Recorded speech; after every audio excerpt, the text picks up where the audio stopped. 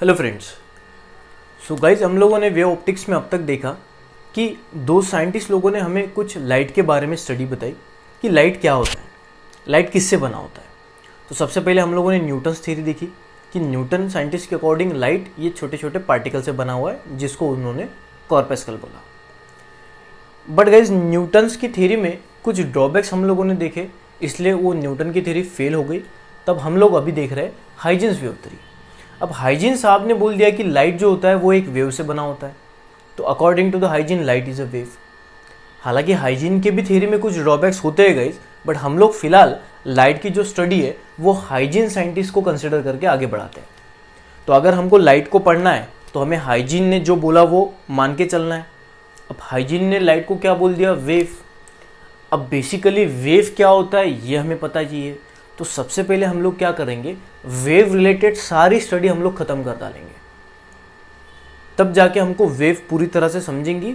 अब जब आपको वेव पूरी तरह से आ गई तब आप लाइट को ठीक तरह से समझ पाओगे। लाइट के जितने भी फिनोमिनॉन होते हैं लाइक रिफ्लेक्शन, रिफ्रैक्शन, पोलराइजेशन, ये सारे फिनोमिनॉन आपको समझ सकेंगे। ठीक है, तो सबसे पहले हम लोग क्या करेंगे, अभी वेव को पूरी तरह से समझ लेंगे। ये जो सारी चीज़ें मैं आपको पढ़ा रहा हूँ ये आपके स्टेट बोर्ड में भी है और आपके एनसीईआरटी में भी है। ठीक है, तो ऐसा तो नहीं कि भाई ये जो सर पढ़ा रहे ये लिखना नहीं, हमको लर्न नहीं करना। ये सारी बातें आपको याद रखना है एग्जाम के लिए। ठीक है, चलिए फिर हम लोग सबसे पहले स्टडी करते वेव की। तो हम लोग वेव से स्टार्ट कर देंगे। अभी वेव ये जो वर्ड है गाइज आप लोगों ने कई दफ़ा सुना होगा, इनफैक्ट वेव आप लोगों ने बहुत बार देखी भी है। बट आपकी जो डेफिनेशन है वेव की, वो डेफिनेशन क्या है कि मान लो आपके सामने अगर कोई पानी है, नदी है, समुंदर है, तो उसमें जो तरंग आते हैं उसको बेसिकली आप वेव बोलते हो। बिल्कुल बराबर है, आपका कोई गलत नहीं है। बट गाइज अगर वेव को हमको डिटेल में पढ़ना है तो हमको वेव की एक बेसिक डेफिनेशन जनरेट करना पड़ेगी। वो बेसिक डेफिनेशन देखो क्या है कि मैं आपको कुछ एग्जांपल देता हूँ, वो एग्जांपल समझ लीजिए। जैसे आप मान लो नदी किनारे बैठे हो और आप लोगों ने उस पानी में पत्थर डाल दिया। तो आपने पत्थर डालने के बाद ना आपको कोई तो भी जाते हुआ दिखाई देता है। बेसिकली हम लोग उसको तरंग बोलते हैं, बट आपको कोई तो भी जाते हुआ दिखाई दे रहा है। अब उसको वेव बोले क्या सर, चलो हम लोग बाद में देखेंगे कि वेव बोले या ना बोले। सेकेंड एग्जाम्पल देखता हो गाइस कि मान लो आपके सामने बड़ा सा स्ट्रिंग है, इसको आप झटका मारते हो, प्लग करते हो, तो आपको कोई तो भी जाते हुआ दिखता है। नेक्स्ट एग्जाम्पल, किसी शादी फंक्शन में अगर आप गए तो घरों में बड़ी बड़ी लाइटिंग्स लगाई रहती है। जैसे दिवाली सीजन, दिवाली फेस्टिवल में हम लोग घरों में लाइटिंग लगाते हैं।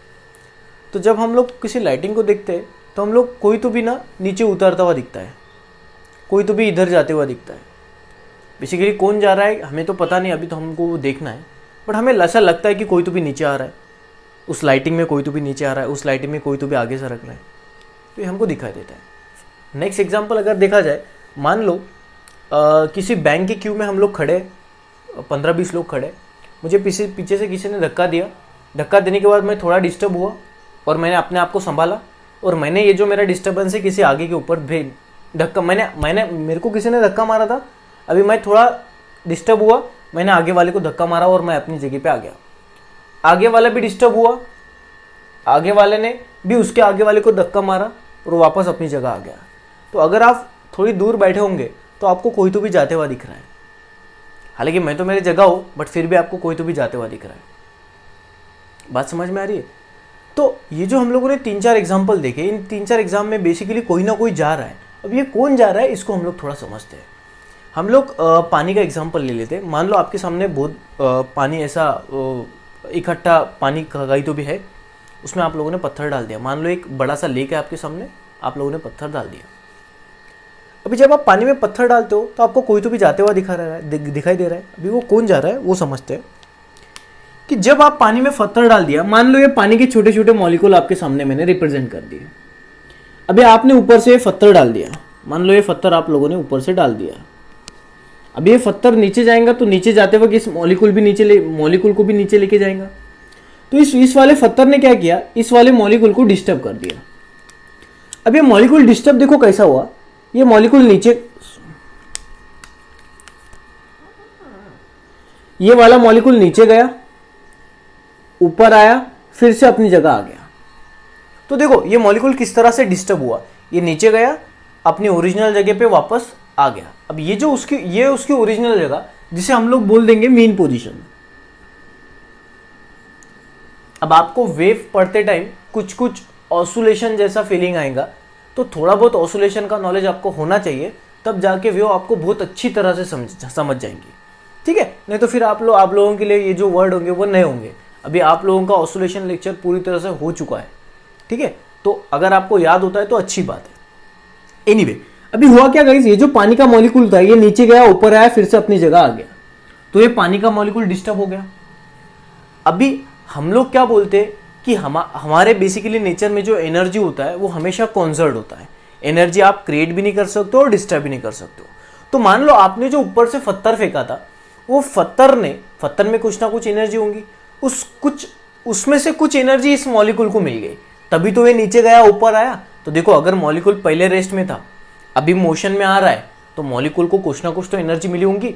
हम लोग मान के चलते कि 5 जूल उसको एनर्जी मिल गई, इस पानी के मॉलिक्यूल को 5 जूल एनर्जी मिल गई।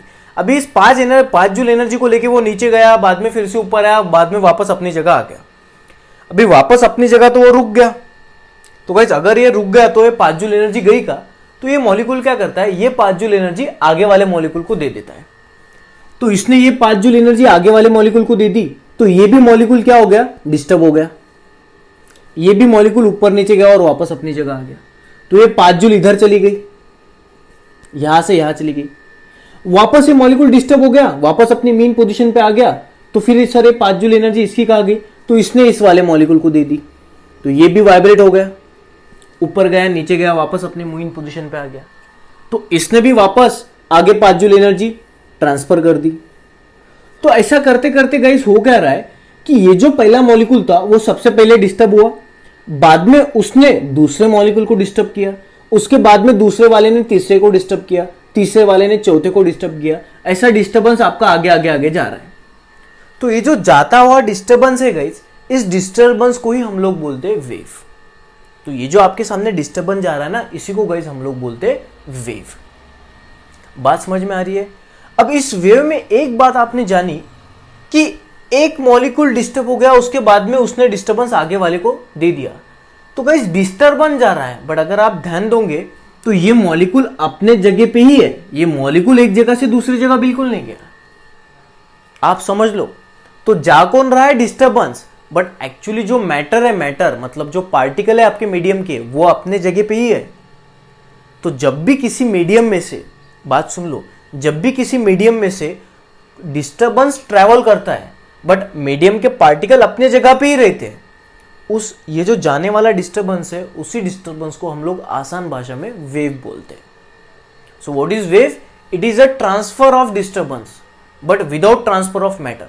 डिस्टर्बेंस ट्रांसफर होगा, डिस्टर्बेंस ट्रैवल करेगा, बट मैटर जगह के भी जगह रहेंगे। तो देखो गाइज, अगर वो दिवाली में हमारे घरों पे जो लाइटिंग लगी रहती है, हम लोगों को नीचे कुछ तो भी उतरते हुए दिखता है, तो गाइज लाइट तो अपनी जगह ही है, फिर भी कोई तो भी उतरते हुए दिख रहा है, तो वो कौन उतर रहा है? डिस्टर्बेंस। बैंक की क्यू में आपको, मान लो मुझे धक्का मारा था, मैं आगे गया, मैंने आगे वाले को धक्का मारा, तो अगर आप देखोगे तो आपको कोई तो भी जाते हुए दिख रहा है, बट हम लोग तो अपनी जगह पे है, तो आगे कौन गया? डिस्टर्बेंस, और उसी को हम लोग बोलते हैं वेव। वैसे पानी में आप लोगों ने पत्थर डाल दिया तो आपको कोई तो भी जाते हुए दिख रहा है, तो पानी के मॉलिक्यूल तो जगह पे ही है गाइस, फिर भी आपको कोई तो भी जाते हुआ दिख रहा है, वो कौन जा रहा है? डिस्टर्बेंस। आप दूसरी लैंग्वेज में ये भी बोल सकते हो कि देखो गाइस, सबसे पहले यहाँ पे 5 जूल एनर्जी थी, ये 5 जूल एनर्जी यहाँ चली गई, बाद में ये यहाँ चली गई, बाद में ये 5 जूल एनर्जी यहाँ चली गई, तो आपको कौन जाते हुआ दिख रहा है? एनर्जी जाते हुए दिख रही है। अगर मान लो यहाँ पे मैंने वुडन बॉक्स रख दिया, मान लो यहाँ पे मैंने वुडन बॉक्स रख दिया, तो मान लो यहाँ पे पानी है आपका साचे हुआ, और आपने यहाँ पे वुडन बॉक्स रख दिया, और यहाँ पे आप लोगों ने पत्थर डाल दिया, तो ये पत्थर गिरा नीचे, थोड़ी देर बाद आप इस वुडन बॉक्स को देखो, थोड़ी देर बाद ये ऐसा ऐसा हिलेगा। तो मुझे एक बात बताओ, ये तो पहले रेस्ट में था, इसमें एनर्जी आई कहाँ से? तो ये देखो, ये एनर्जी आ रही है, तो थोड़ी देर बाद ये वाला डिस्टर्बेंस इसको भी चला जाएगा, तो ये भी पार्टिकल आपका डिस्टर्ब होगा, तो उसी के साथ आपको वुडन बॉक्स भी ऊपर नीचे होगा। क्यों? क्योंकि इस वाले वुडन बॉक्स को एनर्जी मिली, और वो एनर्जी किसने दी? वेव ने। बात को समझ में आ रहा है गाइस? तो इसी को गाइस हम लोग बोलते हैं वेव। तो जब कभी आपके मीडियम में से डिस्टर्बेंस ट्रैवल करेगा, जब कभी आपके मीडियम में से डिस्टर्बेंस ट्रैवल करेगा बट आपका जो मैटर है वो मैटर जगहों पे ही रहेगा, वो मैटर नहीं ट्रांसफर होगा, उस डिस्टर्बेंस को ही गाइस हम लोग बोलते हैं वेव। ठीक है, अब इसमें हम लोग एक वर्ड ऐड कर देते हैं, वो वर्ड देखो क्या है कि जब कभी गाइस डिस्टर्बेंस आपका जाता है तो आपके जो मीडियम के पार्टिकल है वो डिस्टर्बेंस के साथ तो नहीं जाते, बट गाइस ये जो आपके मीडियम के पार्टिकल है ये वाइब्रेट होते हैं, to and fro motion perform करते हैं। देखो ना, आपका मीडियम का पार्टिकल नीचे गया, बाद में ऊपर आया, वापस अपने मेन पोजीशन पे आ गया, तो इस वाले मीडियम के पार्टिकल ने कौन सा मोशन परफॉर्म किया? Vibrational motion. Can I use the word oscillation? Yes, क्योंकि टू एंड फ्रो मोशन को ही हम लोग क्या बोलते हैं? Oscillatory motion. तो ये जो डिस्टर्बेंस है ये किस तरह का है? ऑसिलेटरी डिस्टर्बेंस है। तो हम लोग डेफिनेशन किस तरह से बनाते हैं गाइस कि what is wave? It is an oscillatory disturbance. Wave क्या होती है? It is an oscillatory disturbance travelling through a medium. किसी मीडियम में से अगर ऑसिलेटरी डिस्टर्बेंस ट्रैवल कर रहा है but without transfer of matter, but matter नहीं ट्रांसफर होगा, बस ऑसिलेटरी डिस्टर्बेंस ट्रैवल करेंगे, तो ये जो ऑसिलेटरी डिस्टर्बेंस का जाना है इसी को गाइस हम लोग बोलते हैं वेव। आई होप कि आपको समझ में आऊंगा। अभी हम लोग और थोड़ा डिटेल में जानते कि सर अभी ये बात बताओ, ये जो डिस्टर्बेंस जा रहा है बेसिकली ये जा क्या, डिस्टर्बेंस क्या होता है? आप कैसे डिफाइन करोगे डिस्टर्बेंस को? तो अगर फील लाना है तो वैसे तो डेफिनेशन क्लियर हो गई, बट कोई स्टूडेंट थोड़े बहुत सोचते हैं इसके बारे में कि सर डिस्टर्बेंस जा रहा है मतलब एक्चुअली क्या जा रहा है? आप डिस्टर्बेंस को आप कैसे डिफाइन करोगे? तो देखो गाइस, डिस्टर्बेंस जा रहा है मतलब क्या जा रहा है, चलाओ देखते हैं। अभी ये जो आपका पार्टिकल था मीडियम का, ये मीडियम का पार्टिकल पहले रेस्ट में था, उसके बाद में इसको आप लोगों ने डिस्टर्ब करने के बाद ये गाइस आपका नीचे गया, बाद में वापस मीन पे आया, वापस ऊपर गया, वापस नीचे आया, तो आपके पार्टिकल का कुछ ना कुछ डिस्प्लेसमेंट हुआ होगा, कुछ ना कुछ तो डिस्प्लेसमेंट हुआ होगा। मान लो 2 metre, 3 metre, 1 centimetre, 2 centimetre, 0.5 centimetre, कुछ ना कुछ तो डिस्प्लेसमेंट हुआ होगा। तो गाइस आपके ये पार्टिकल का कुछ ना कुछ डिस्प्लेसमेंट हुआ, थोड़ी देर बाद ये रेस्ट पे आ गया, अभी इसने इसका डिस्टर्बेंस आगे सरका दिया, अभी ये वाला पार्टिकल डिस्प्लेस हो रहा है। तो देखो, इस वाले पार्टिकल ने इस वाले पार्टिकल को डिस्प्लेस किया, इस वाले पार्टिकल ने इस वाले पार्टिकल को डिस्प्लेस किया, तो ये जो डिस्टर्बेंस जा रहा है, तो डिस्टर्बेंस में कहना है use the word displacement. Displacement जा रहा है, पहले ये पार्टिकल डिस्प्लेस हुआ, बाद में ये पार्टिकल डिस्प्लेस हुआ, बाद में ये पार्टिकल डिस्प्लेस हुआ, तो आपको कौन जाता हुआ दिख रहा है? पहले ये डिस्प्लेस हुआ, बाद में ये डिस्प्लेस हुआ, मतलब डिस्प्लेसमेंट गया इधर, इस पार्टिकल का डिस्प्लेसमेंट इस पार्टिकल को डिस्प्लेस किया। तो डिस्टर्बेंस में क्या क्या आ गए? ये छोटे मोटे पैरामीटर आएंगे। मतलब गाइस ये जो पार्टिकल आपका मोशन में होगा, तो मोशन में होते टाइम इसको क्या क्या आएगा? डिस्प्लेसमेंट आएगा, इसको वेलोसिटी आएंगी, डेंसिटी आएंगी, छोटे मोटे पैरामीटर आएंगे। तो इसके पैरामीटर ये इसको दे रहा है, ये इसके पैरामीटर इसको दे रहा है, ये इसके पैरामीटर इसको दे रहा है, मतलब डिस्टर्बेंस में ये सारे पैरामीटर आ गए। आपको बात समझ में आ रही? तो ये पैरामीटर आपको जाते हुए दिख रहे हैं, इसी को हम लोग आसान भाषा में डिस्टर्बेंस बोलते हैं। तो ये जो जाने वाला डिस्टर्बेंस है इसी को गाइस हम लोग बोलते हैं वेव। इसी को क्या बोलते हैं? वेव। तो ये एकदम थोड़ा ज्यादा डिटेल में हम लोगों ने डेफिनेशन देख ली। फिलहाल आपको याद क्या रखना है कि what is wave? It's a oscillatory disturbance travelling through a medium without transfer of matter. Without transfer of matter is called as wave. Second point हम लोगों ने बोला it is a mode of transfer of energy. ऐसा क्यों बोला? कि हम लोगों ने यहां पे एग्जांपल दिया था कि पहले यहां पे 5 जूल एनर्जी थी जो हमने दी बाहर से, अभी ये पार्टिकल ने 5 जूल इसको दी, इसने इसको दी, इसने इसको दी। मतलब गाइस वेव एक जरिया है जो एनर्जी को ट्रांसफर कर सकता है। मतलब मुझे ये लकड़ी का जो टुकड़ा है उस टुकड़े तक 5 जूल एनर्जी भेजनी थी, तो मैंने किसकी मदद ली? वेव की। तो वेव की मदद लेके हम लोग एनर्जी ट्रांसफर कर सकते हैं, इसलिए हम लोग बोलते हैं कि it is a mode of transfer of energy. It is a mode of transfer of energy. कोई लोग वेव का थोड़ा अलग डेफिनेशन भी बना देते हैं। हम लोगों ने डिस्टर्बेंस बोला, the transfer of disturbance is called as wave. कोई बोलता है the transfer of energy is called as wave. But कैसा होता है कि एनर्जी हम लोग बहुत वे से ट्रांसफर कर सकते हैं। अगर मान लो मैंने एनर्जी, मान लो फॉर एग्जांपल एक जगह से दूसरे जगह एनर्जी भेजी, बट मैंने दूसरा रास्ता अपनाया, तो फिर क्या उसको भी मैं वेव बोल दूं? तो इसलिए हम लोग transfer of energy is called as wave ऐसा नहीं बोलते। क्यों? क्योंकि बहुत सारे ऐसे वे है जिसमें हम लोग एनर्जी को ट्रांसफर कर सकते हैं, तो वो सारे थोड़ी ना वेव कहलाएंगे। हाँ, बट एक बात तो जरूर है कि अगर वेव होंगी तो एनर्जी डेफिनेटली ट्रांसफर हो रही है, इसलिए हम लोग बोलते हैं कि it is a mode of transfer of energy. चलो इस क्लियर। तो ये छोटा मोटा वेव का इंट्रोडक्शन था। अभी हम लोग बहुत इंटरेस्टिंग बातें जानने वाले हैं वेव के रिलेटेड। चलिए फिर हमारा टॉपिक हम लोग स्टार्ट कर देते हैं। सबसे पहले आपको पूछे जाते कि वेव के टाइप्स कौन से होते हैं गाइस। तो देखो अलग अलग बेसिस के ऊपर अलग अलग वेव के टाइप्स हैं। हम लोग सबसे पहले देखते हैं वेव के types on the basis of medium. कि मान लो आपको एक जगह से दूसरी जगह डिस्टर्बेंस भेजना है, तो अगर आप एक जगह से दूसरे जगह डिस्टर्बेंस भेज रहे हो तो अगर आपको मीडियम की जरूरत होगी, तो अगर मीडियम में आप एक जगह से दूसरी जगह डिस्टर्बेंस भेज रहे हो, मतलब कोई वेव अगर मीडियम में जनरेट हो रही है, मीडियम मतलब एयर, मान लो ये बोर्ड एक मीडियम है, स्ट्रिंग धागा एक मीडियम है, मैं खुद एक प्रकार का मीडियम हूं, तो अगर किसी वेव को मीडियम की जरूरत होती है, मतलब हमको वेव जनरेट करना है और मीडियम की जरूरत है, तो उस टाइप के वेव को हम लोग बोलते हैं मैकेनिकल वेव। बट गाइज ऐसे बहुत सारे वेव होते हैं जिनको मीडियम की जरूरत नहीं होती, उनको बोलते हैं हम लोग नॉन मैकेनिकल वेव। बात समझ लो, वेव के टाइप्स है किसके बेसिस पे, मीडियम के बेसिस पे।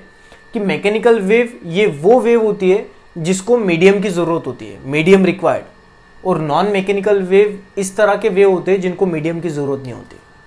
तो हाइजीन साहब यहीं पे फेल हो गए थे। हाइजीन साहब ने बोला था कि light is a wave, but उन्होंने बोल दिया था कि light is a mechanical wave. तो लोगों ने बोल दिया कि भाई सूरज से जो अर्थ के ऊपर लाइट आ रहा है, तो सूरज से अर्थ पे जो लाइट आ रहा है तो लाइट इज अ वेव, तो सूरज से अर्थ पे जो वेव आ रही है तो आपने तो बोल दिया मैकेनिकल वेव। बट मुझे बताओ सूरज और मैकेनिकल वेव को किसकी जरूरत होती है, मीडियम की। तो सूरज और अर्थ के बीच में तो मीडियम ही नहीं। तो हाइजीन साहब ने बोल दिया था कि सब दुनिया में एक विशिष्ट प्रकार का मीडियम है, ल्यूमिनिफेरस ईथर, तो सब जगह होगा वो। तो अर्थ और अपने सूरज और अर्थ के बीच में जो कि हम लोग बोलते हैं वैक्यूम है, तो हाइजीन साहब ने बोल दिया था कि ल्यूमिनिफेरस ईथर है। तो मुझे बताओ अर्थ और सूरज के बीच में ल्यूमिनिफेरस ईथर है, वो ल्यूमिनिफेरस ईथर एक प्रकार का मीडियम है और उस मीडियम से ये वेव आ रही है, लाइट आ रहा है, ऐसा हाइजीन ने बोला। लोगों ने बोल दिया प्रूफ करके दो ल्यूमिनिफेरस ईथर है, तो हाइजीन को प्रूफ नहीं करते यार, इसलिए हाइजीन का थ्योरी का वो एक ड्रॉबैक्स है। एनीवे, वेव के दो टाइप होते हैं, मैकेनिकल वेव और non mechanical wave. Mechanical wave में किसकी जरूरत होगी, मीडियम की। नॉन मैकेनिकल वेव में मीडियम की जरूरत नहीं होती, मैकेनिकल वेव के लिए मीडियम लगता है। तो हम लोग इस वेव पूरे टॉपिक में ये मैकेनिकल वेव सिर्फ और सिर्फ डिस्कस करने वाले। हम लोग फिजिक्स के सेकंड पार्ट में नॉन मैकेनिकल वेव भी डिस्कस करेंगे, जो कि एक इलेक्ट्रोमैग्नेटिक वेव होती है, बट ये हम लोग बहुत बाद में डिस्कस करेंगे। फिलहाल हम लोग वेव कौन सी स्टडी करने वाले हैं, मैकेनिकल वेव, जिसको मीडियम की जरूरत होती है। ठीक है गाइस, तो चलिए अभी हम लोग मैकेनिकल वेव उठाते हैं और उसके रिलेटेड कुछ ना कुछ बातें सीखते हैं। सबसे पहले तो अगर आपको मैकेनिकल वेव जनरेट करना है तो आपको मीडियम की जरूरत होगी। अब हम लोग सबसे पहले क्या देखते हैं कि अगर किसी मीडियम में आपको वेव जनरेट करना है तो वो मीडियम की क्या क्या प्रॉपर्टी हो सकती है, वो मीडियम की क्या क्या प्रॉपर्टी होनी चाहिए। मान लो मुझे पानी में वेव जनरेट करना है, तो पानी में ऐसे क्या क्या खास बातें हो सकती है कि ताकि वेव बन सके। मैं एक एग्जांपल देता हूँ। मान लो आप लोगों ने पानी में पत्थर डाला, ये वेव जनरेट हो गई। बट गाइस, अगर आपके सामने चिखल होता है, चिखल मतलब एक हेवी मर्ड होता है, थिक मर्ड होता है, चिखल होता है ना, चिखल जो बारिश में जनरेट होता है, आपने चिखल में पत्थर डाल दिया, तो बोलो चिखल में पत्थर डालने के बाद वेव जनरेट हुई? नहीं, फिर तो वेव जनरेट हुई नहीं ना। बात समझ में आ रही है? आपके घरों में जैसे घर बांधते टाइम हमारे घरों के लिए रेती रिक्वायर्ड होती है, रेती। तो मान लो आपके सामने रेती का बहुत बड़ा ढीग है, आपने उस रेती में पत्थर डाल दिया, उस रेती के एक मॉलिक्यूल को डिस्टर्ब किया, क्या वेव जनरेट हो गई? नहीं। तो पानी में ऐसी क्या खास बात है कि उसमें हम लोगों ने पत्थर डाल दिया तो पानी में वेव जनरेट हुई? बात समझ में आ रही है? तो उसलिए हम लोग क्या देखते हैं कि मीडियम में क्या क्या प्रॉपर्टी होना चाहिए ताकि उसमें वेव जनरेट हो सके। अभी सबसे पहली प्रॉपर्टी देखो क्या है कि ये जो आपका मीडियम है, उस मीडियम में कुछ ना कुछ इलास्टिक नेचर होना चाहिए। आपके मीडियम में कुछ ना कुछ इलास्टिक नेचर होना चाहिए। अब ये सर इलास्टिक नेचर क्या होता है? देखो, ऐसी बॉडी जो खुद का शेप रिगेन करती है उसको हम लोग इलास्टिक बॉडी बोलते हैं। जैसे आपका रबर, उसको खींचो, छोड़ दो, वापस वो अपनी जगह पे आ जाता है, इसको इलास्टिक प्रॉपर्टी बोलते हैं। अभी ये मीडियम के पास इलास्टिक प्रॉपर्टी क्यों होना चाहिए? मान लो अगर ये आपका पार्टिकल को आपने डिस्टर्ब किया, ये डिस्टर्ब हो गया, अगर इसके पास वो प्रॉपर्टी होती है इलास्टिक की, तो ये पार्टिकल आपका वापस एक जगह आ जाएगा। तो जब ये वापस अपने एक जगह आ जाएगा तो ये अपना डिस्टर्बेंस किसको भेजेगा? आगे। मान लो अगर ये वापस आया नहीं, मान लो ये नीचे चला गया और यहां पे रुक गया, ये नीचे चला गया और ये रुक गया, तो ये तो हम लोग बोलेंगे कि भाई ये तो रुक गया, तो इसने आगे तो डिस्टर्बेंस भेजा ही नहीं। तो अगर जब डिस्टर्बेंस आगे जाएगा ही नहीं, तो आपने डिस्टर्बेंस के आगे जाने को ही तो वेव बोला है। अब डिस्टर्बेंस ही आगे नहीं जा रहा है तो आप वेव कैसे बोल सकते हो? तो आपको वेव जनरेट करने के लिए आपके जो मीडियम के पार्टिकल है उसमें इलास्टिक नेचर होना चाहिए, वापस वो अपनी जगह पे आना चाहिए। अगर आपका पार्टिकल वाइब्रेट होकर वापस अपनी जगह आएगा तब जाके वो एनर्जी आगे वाले को देगा, और अगर एनर्जी आगे वाले को मिल जाएंगी तब वो भी डिस्टर्ब होगा। ये भी अपनी जगह वापस आएगा तो ये भी एनर्जी आगे सरकाएगा, ये भी डिस्टर्बेंस आगे सरकाएगा, ये भी वापस अपनी जगह आएगा। तो मीडियम में इलास्टिक प्रॉपर्टी होना चाहिए। So medium should be elastic. क्यों? क्योंकि वो अपना ओरिजिनल डायमेंशन रिगेन कर सके। बात समझ में आ रही है? सेकंड गाइस क्या है? Frictional resistance of medium should be small. अब ये frictional resistance of medium should be small क्यों बोला है? मान लो गाइस ये 5 जूल एनर्जी है, ठीक है। अभी ये मॉलिक्यूल आपका वाइब्रेट हुआ, तो जाहिर सी बात है मॉलिक्यूल वाइब्रेट होते टाइम वाटर का एक मॉलिक्यूल दूसरे मॉलिक्यूल के साथ टकराएगा, तो टकराने से कुछ ना कुछ तो फ्रिक्शन होगा। तो अगर गाइस 5 जूल एनर्जी आपकी ये वाइब्रेट हो रहा है तो इसके 5 जूल एनर्जी है। अगर ये मॉलिक्यूल दूसरे मॉलिक्यूल के साथ टकराता है, फ्रिक्शन होता है, तो कुछ ना कुछ एनर्जी फ्रिक्शन में लॉस हो जाएंगी। मान लो 5 में से 2 जूल एनर्जी फ्रिक्शन में चली गई, तो इसके पास बची कितनी? 3 जूल। तो ये आगे कितनी बेचेगा? 3 जूल। अब ये वाला भी आपका पार्टिकल वाइब्रेट हुआ और इसने भी बगल वाले के साथ फ्रिक्शन किया, तो फ्रिक्शन में 2 जूल एनर्जी चली गई, इसके पास कितनी बची? 1 जूल। तो इसने आगे वाले को कितना दिया? 1 जूल। अभी ये आगे वाला भी फ्रिक्शन से कुछ ना कुछ लॉस कर देगा, तो ये इसके पास 0 एनर्जी रह जाएंगी। अब इसके पास अगर 0 एनर्जी है तो ये आगे एनर्जी ट्रांसफर ही नहीं कर पाएगा, तो आपकी वेव तो रुक गई ना, आपकी वेव तो रुक गई ना। अभी एनर्जी नहीं तो आगे कुछ जाएंगे, ये बक्सा हिलेगा ही नहीं। तो अब मुझे बताओ, आपको तो वेव चाहिए। अब वेव चाहिए इसलिए आपका एनर्जी कंटिन्यूसली कुछ भी लॉस नहीं होना चाहिए। 5 joule 5 joule 5 joule 5 joule 5 joule, तो अगर कुछ भी लॉस नहीं होगा तो आपका एनर्जी आसानी से ट्रांसफर होते जाएगा, आपका डिस्टर्बेंस आसानी से ट्रांसफर होते जाएगा, आपको वेव अच्छी तरह से दिखेंगी। तो हम लोग आइडियली ये बात बोलते हैं कि ज़्यादातर ये फ्रिक्शन हम लोग 0 कंसिडर कर देते हैं, ताकि ये एनर्जी 5 की 5 की 5 की 5 ही रहे, ताकि हम लोग वेव को अच्छी तरह से समझ पाए। इसलिए मीडियम में जब भी आप वेव जनरेट करते हो तो फ्रिक्शन कम से कम होना चाहिए। तो friction resistance of medium should be small, जितना छोटा हो उतना अच्छा। मान लो हम लोग 0 रहा तो बहुत ही अच्छा, बट 0 करना पॉसिबल नहीं होता।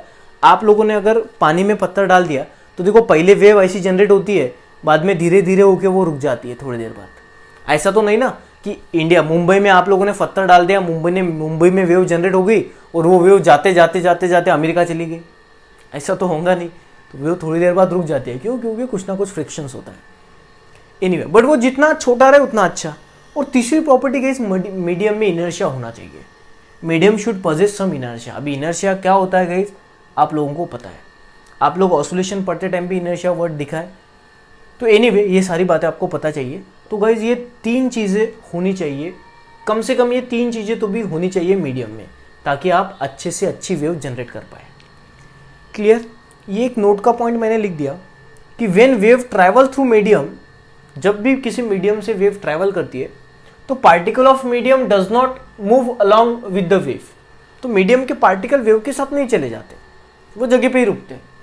But it performs oscillation about their mean position. हाँ, वेव के साथ मीडियम के पार्टिकल चले तो नहीं जाते, बट ये जो मीडियम के पार्टिकल है ये ऑसिलेशन जरूर परफॉर्म करते हैं मीन पोजीशन के अबाउट। ये देखो मीन पोजीशन के अबाउट ऑसिलेशन परफॉर्म किया। ये काम की चीज आप लोगों ने ध्यान में रखना। चलिए, ये बातें क्लियर हो गई। अभी हम लोग क्या करते हैं, वेव के और टाइप्स गिराते हैं 2। वेव के और टाइप्स गिराते हैं 2। अभी वो देखो क्या है। अब इन दोनों टाइप के ऊपर हमारा पूरा टॉपिक बेस है आगे वाला। अब ये दोनों के दोनों टाइप्स आप ध्यान से समझ लो। पहले वीडियो चालू है या नहीं हम देख लेते हैं। जी चालू है। अभी गाइस हमारे सामने नाम आता है ट्रांसवर्स वेव और लॉन्जिट्यूडनल वेव। ट्रांसवर्स वेव और लॉन्जिट्यूडनल वेव।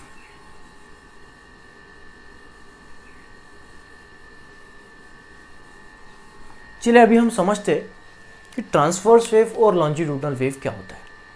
अभी गाइस वेव के बारे में हम लोगों ने एक बात जान ली कि आपका जो वेव है वो मैकेनिकल वेव स्टडी कर रहे हैं हम लोग। मैकेनिकल वेव मतलब मीडियम रहेगा, मीडियम रहेगा तो ज़रूर मीडियम के पार्टिकल रहेंगे। अभी ये जो पार्टिकल है ये आपका पार्टिकल ऑसिलेशन परफॉर्म करेंगे, ऐसा इसको ऑसिलेशन बोल देंगे हम लोग, ठीक है। और आपका जो डिस्टर्बेंस है वो एक दिशा में चला जाएगा, मतलब आपकी वेव की एक दिशा होंगी जाने की। अभी हम लोग क्या करते हैं, दो सिचुएशन जनरेट करते हैं। वो दोनों सिचुएशन देखो क्या है। मान लो मेरे पास कोई एक ऐसी वेव है, मान लो एक मीडियम है, जिस मीडियम के पार्टिकल को देखो मैंने कैसा डिस्टर्ब किया, इस तरह से डिस्टर्ब किया। जैसे आप लोग दुपट्टा झटकते हो ना, ऐसा दुपट्टा आप लोगों ने झटका, तो दुपट्टा आप लोगों ने ऐसा झटका, बट आपको वेव इस डायरेक्शन से जाती हुई दिखाई देती है। बात समझ में आ रही है ना। जैसे पानी में हम लोगों ने पत्थर डाला तो पानी का मॉलिक्यूल इस तरह से वाइब्रेट हुआ, बट डिस्टर्बेंस किस दिशा में जा रहा है, इस दिशा में। तो हम लोग इसको इस तरह से समझते हैं। देखो ये जो होगा ये होगा मीडियम के पार्टिकल का वाइब्रेट होने का डायरेक्शन, और ये जो होगा ये होगा वेव का डायरेक्शन। तो जब कभी भी आपका ऐसा वेव जनरेट होता है कि आपके वेव के डायरेक्शन को पार्टिकल का वाइब्रेशन का डायरेक्शन परपेंडिकुलर है, तो उस टाइप के वेव को हम लोग बोलते हैं गाइस ट्रांसवर्स वेव। उस टाइप के वेव को हम लोग क्या बोलते हैं, बड़ा आसान है गाइस। आप लोगों ने पार्टिकल का वाइब्रेशन का डायरेक्शन देखना है और वेव का डायरेक्शन देखना है। वेव का डायरेक्शन वही होता है जो डिस्टर्बेंस जाने का डायरेक्शन होता है। डिस्टर्बेंस इस दिशा में जा रहा है बट पार्टिकल इस दिशा में वाइब्रेट हो रहे हैं। हम लोगों ने अभी एक एग्जांपल दिया था ना। तो इस केस में वाइब्रेशन और वेव का डायरेक्शन में देखो कितने का एंगल है, 90 का। तो इस तरह के वेव को हम लोग बोलते हैं गाइस ट्रांसवर्स वेव। तो डेफिनेशन किस तरह से आएंगी, the wave in which direction of vibration, मतलब वाइब्रेशन का direction of particle of medium is perpendicular to the direction of propagation of wave. मतलब ऐसी वेव जिस वेव में डायरेक्शन ऑफ वाइब्रेशन, किसका वाइब्रेशन, पार्टिकल का, किसके पार्टिकल का, मीडियम के, is perpendicular to direction of propagation of wave. Propagation का मतलब जाना, ट्रेवल करना, पास होना। तो जिस डायरेक्शन से वेव पास हो रही है, जा रही है, उस डायरेक्शन को आपके पार्टिकल का मीडियम का डायरेक्शन परपेंडिकुलर होगा, तब उस तरह के वेव को हम लोग बोलते हैं ट्रांसवर्स वेव। और गाइस ट्रांसवर्स वेव को हम लोग ग्राफिकली इस तरह से रिप्रेजेंट करते हैं। ट्रांसवर्स वेव को हम लोग ग्राफिकली इस तरह से रिप्रेजेंट करते हैं। ये ग्राफ बहुत ज्यादा इंपॉर्टेंट है हमारे लिए, ठीक है। तो अभी देखो ये जो होगा गाइस, अभी ये जो होगा ये होगा direction of wave, direction of propagation of wave.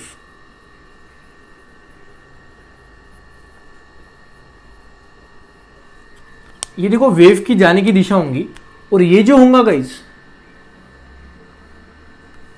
इस तरह का, ये होगा direction of vibration of particle. ये जो आपका मीडियम का पार्टिकल है ये इस तरह से वाइब्रेट हो रहा है, सो ये हो जाएगा direction of vibration of particle. ये पार्टिकल के वाइब्रेट होने का डायरेक्शन है, ठीक है गाइस।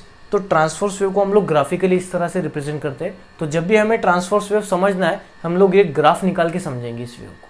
अभी ये ग्राफ किस तरह से आता है ये भी मैं आपको प्रूफ करके दूंगा। फिलहाल आप ट्रांसवर्स वेव का एक ग्राफिकल रिप्रेजेंटेशन समझ लो। उसके बाद में बहुत बार ऐसे होता है गाइस, मान लो आपके पास कोई एक स्प्रिंग है, स्प्रिंग।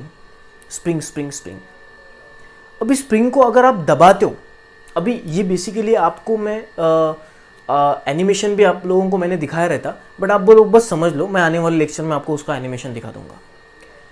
मतलब गाइस ऐसे भी कुछ वेव होते हैं जिस वेव में जिस दिशा से वेव जा रही है उसी दिशा में पार्टिकल वाइब्रेट होता है। मतलब देखो क्या है, मान लो स्प्रिंग को, ये आपके सामने एक बहुत बड़ा स्प्रिंग है, इस स्प्रिंग को मैंने कॉम्प्रेस किया। अब जब हम स्प्रिंग को कॉम्प्रेस करते हैं ना, तो होता क्या है, स्प्रिंग के पार्टिकल इस दिशा से वाइब्रेट होते हैं और आपका वेव भी इस दिशा में ही जा रहा है। मतलब अगर आप ऐसी तरह की वेव देख रहे हो जिसमें वेव का डायरेक्शन और पार्टिकल के वाइब्रेट होने का डायरेक्शन दोनों बराबर है, मतलब देखो पार्टिकल इस तरह से वाइब्रेट हुआ, देखो ये पहले पार्टिकल वाइब्रेट हुआ, इसने वाइब्रेशन सामने वाले पार्टिकल को दे दिया, ये भी ऐसे वाइब्रेट हुआ, इसने वाइब्रेशन सामने वाले को दे दिया, ये भी ऐसे वाइब्रेट हुआ। अब इस केस में आप लोगों ने क्या ऑब्जर्व किया कि डिस्टर्बेंस तो इस दिशा में जा रहा है बट पार्टिकल का डायरेक्शन भी इसी दिशा में, मतलब दोनों एक में एक के साथ पैरेलल है। तो ऐसी वेव जिस वेव में direction of particle of medium is parallel to the direction of propagation of wave, that wave is called as longitudinal wave. That wave is called as longitudinal wave. तो ये longitudinal wave ज़्यादातर हम लोग sound में generate करते हैं या तो स्ट्रिंग में जनरेट करते हैं, और ये जो ट्रांसवर्स वेव है ये किसी, मान लो धागे को आपने झटका दिया तो आप ऐसा झटका दे रहे हो बट वेव तो ऐसी जा रही है, तो ये एग्जाम्पल इसका है, ये एग्जाम्पल इसका है। और लॉन्जिट्यूडनल वेव किस तरह से रिप्रेजेंट की जाती है गाइस, तो ये रिप्रेजेंटेशन है, ग्राफिकल रिप्रेजेंटेशन लॉन्जिट्यूडनल वेव का। अभी देखो आपको कई कई जगह खुला खुला दिख रहा होगा, कई कई जगह एकदम डेंस पार्ट दिख रहा, कई जगह खुला, कई जगह डेंस, कई जगह खुला, कई जगह डेंस। इस तरह से क्यों रिप्रेजेंट किया है कि आपकी वेव किस तरह से जा रही है, देखिए इस तरह से जा रही है, मतलब पार्टिकल वाइब्रेट हुआ, इलोंगेट हुआ, सॉरी कॉम्प्रेस हुआ, बाहर निकला, कॉम्प्रेस हुआ, बाहर निकला, कॉम्प्रेस हुआ, बाहर निकला। तो मीडियम के पार्टिकल इस तरह से वाइब्रेट हो रहे हैं, पास आ रहे हैं, दूर जा रहे हैं, पास आ रहे हैं, दूर जा रहे हैं, पास आ रहे हैं, दूर जा रहे हैं। तो ये वाइब्रेशन इस तरह से है, तो इसको हम लोग इस तरह से रिप्रेजेंट करते हैं, कॉम्प्रेस बाहर, कॉम्प्रेस बाहर, कॉम्प्रेस बाहर। तो ये लॉन्जिट्यूडनल वेव का रिप्रेजेंटेशन होता है। बट गाइस आपको आगे लॉन्जिट्यूडनल वेव पढ़ना हो चाहे ट्रांसवर्स वेव पढ़ना हो, हम लोग सहारा लेते हैं इस वाले ग्राफ का। क्यों? क्योंकि इस वाले ग्राफ से आप इतना स्टडी क्लियरली नहीं पढ़ सकते हो, बातें इतनी क्लियरली नहीं पढ़ सकते हो जितना इससे पढ़ते हो। तो चाहे लॉन्जिट्यूडनल हो वेव हो, चाहे ट्रांसवर्स वेव हो, हम लोग वेव को बस इसी ग्राफ से पढ़ते हैं, क्योंकि बस फर्क क्या है, इसमें डायरेक्शन पैरेलल है, इसमें डायरेक्शन परपेंडिकुलर है। बट ये वाला ग्राफ हमें बहुत ज्यादा क्लियरिटी देता है। सो एनीवे हम लोगों ने इस टॉपिक में देखा वेव क्या होता है, उसके टाइप्स क्या होते हैं, मीडियम के बेसिस पे 2 टाइप्स, बट हमारे सिलेबस में हम लोग मैकेनिकल वेव भी पढ़ने वाले हैं, इलेक्ट्रोमैग्नेटिक वेव हम लोग बाद में पढ़ेंगे। और डायरेक्शन के बेसिस पे हम लोगों ने देखा ट्रांसवर्स वेव और लॉन्जिट्यूडनल वेव। अब ये पूरा चैप्टर गाइस इन दोनों टॉपिक के ऊपर बेस है, तो आने वाला टॉपिक इससे भी ज़्यादा इंपॉर्टेंट है, उसमें हम लोग प्रॉपर्टीज देखेंगे ट्रांसवर्स वेव के और लॉन्जिट्यूडनल वेव के। ठीक है guys, thank you so much.